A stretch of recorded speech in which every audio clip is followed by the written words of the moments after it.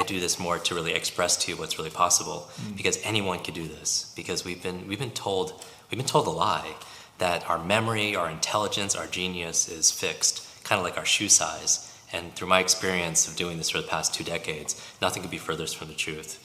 You know, people have unbelievable gifts inside them. They're just not shown how. I always thought it was interesting that school would teach us like what to learn, like those subjects that are important, math and history and science and Spanish, the what to learn, but never on how to learn. You know, how to focus, how to concentrate, how to be creative, how to think for yourself, how to read faster, how to remember things. Like maybe it should have been the 4th R.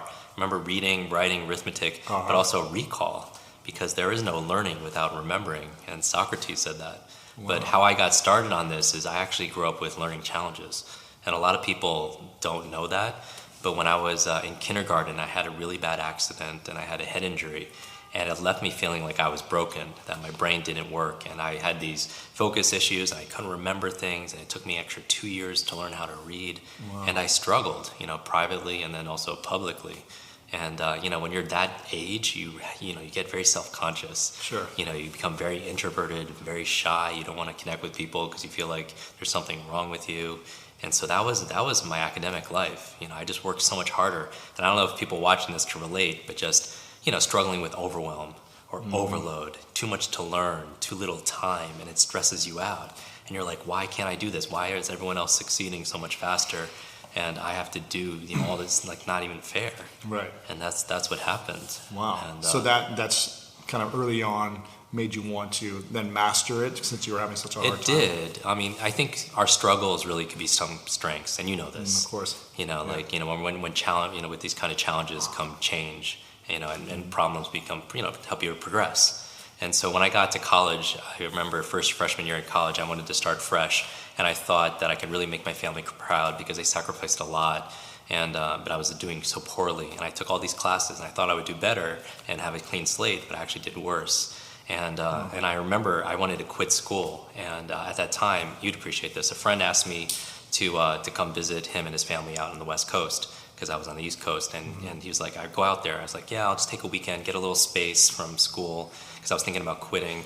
And when I get there, the family is extremely successful. And I don't just mean financial. They had an amazing home on the water, but they were happy. You know, they were givers. They were learning all the time. And the father, before dinner, asked me these kind of questions. We were walking on his property, and he asked the kind of questions you would ask somebody who just started college, like how's school, and, you know, that kind of stuff. Right. And I broke down crying.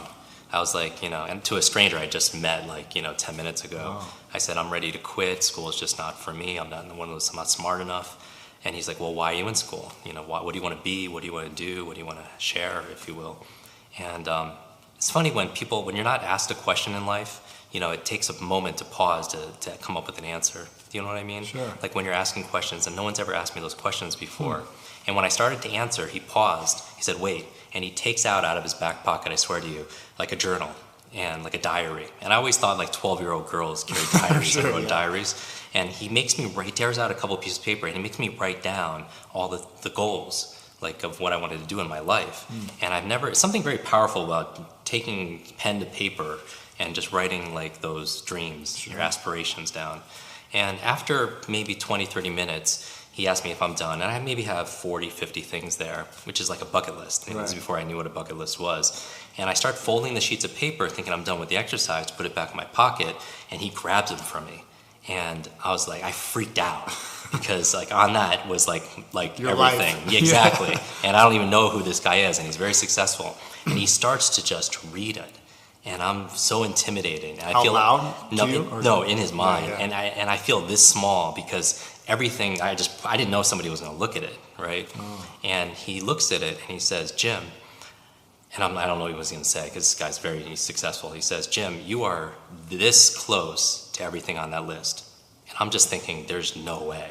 Wow. How could it give me 10 lifetimes I couldn't put a dent on that list? And then he goes like this. Ooh. Yeah, and he says like as if this was, you know, the key here, and he takes me into his home, and it's this beautiful home. He takes me into a room I've never seen before, and it's wall to wall, ceiling to floor, covered in books. I mean, I've never seen like a library in somebody's house before. And he starts grabbing these books. You'll love this. He starts grabbing books and starts handing them to me, and starts to pile up really, really, really high. And when I start looking at the titles, because I'm curious. There are these biographies of amazing men and women in history, and some really early personal development books, like Napoleon Hill, Think and Grow Rich, and Power of Positive Thinking, Norman Vincent Peale, and Psycho-Cybernetics, and all these. I'm just like, and then I kind of get an inkling of what he wants me to do with these books, and he asked me to read like one of these books a week. And I'm just thinking, and I say to him, there's just no way. I just told you I have all this schoolwork. And you're what, 19 now? Or I'm 18 years old. Yeah. I'm like, there's no way I have all these, I can't even finish one book. I have these reading challenges, and I have these learning challenges, and I have all this schoolwork. And he was like, Jim, he looked me right in the eye. He said, Jim, don't let school get in the way of your education. Ooh, that's powerful. And I didn't even realize that's a Mark Twain quote, but this is like, a couple decades ago. And I'm just thinking, wow, and it hit me like that. But still, I'm like, you know what? I still can't do this because I have all this work I need to study. And then you know what he does? He takes out that list, which he still has in his possession, my dream list, my bucket list, and then he starts reading it out loud. Every single thing, line by line. And I get chills thinking about it because there's something about watching a man who you just met, who's one of the most successful people that you've met, and he's incanting and putting it out to the universe out loud, your dreams. Sure. And it's very unnerving. And honestly, Lewis, a lot of stuff that was on that list, and I think about it, it was things that I wanted to do for my family. These are all things that my family, because I mentioned they sacrificed a lot, like a lot of hardworking people do, and I want to do things for them that they couldn't do for themselves. So with that leverage, I commit to reading one book a week. Wow. And then I go back to school, and now I have all this pile of stuff that I need to learn, and then a pile of stuff that I want to learn, and that puts me over the edge. Because in order to keep up, I have to sacrifice the things that are important to you, Sure. that your sleep, things like eating, health, things like working out, things like relationships. And so no one sees me. I'm just in the library all the time. I don't sleep, I don't eat, and that's a recipe for disaster. It is. And how it came up, how it showed up was I was at the library, and my body actually, it's the scariest time in my life. It actually just gave out. Like the battery just ran out, and I just passed out, and I fell down a flight of stairs. I hit my head again, and I woke up in the hospital 2 full days later. Whoa. And I was hooked up to these IVs because I was malnourished, dehydrated. I was down to 117 pounds. Wow. And I thought I died.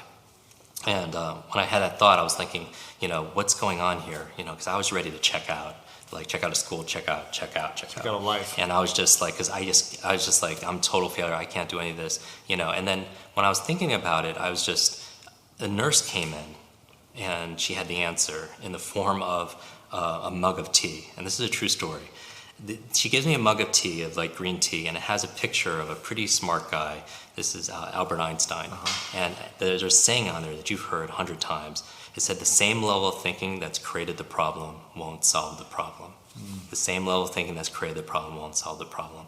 And it made me think just, power questions. Did she bring that to you to say, hey, here's just the answer? Or was it just just part like of that? Yeah, wow. Yeah. And it's funny when you put things out in the universe, ask a new question, you get a new answer. And made me say, well, what's my problem? And I was like, my problem is I'm a really slow learner. That's what I came up with. I was just like, I'm a really slow learner. Was that your problem, or was that your story? That was definitely my story and my perceived problem there. Okay.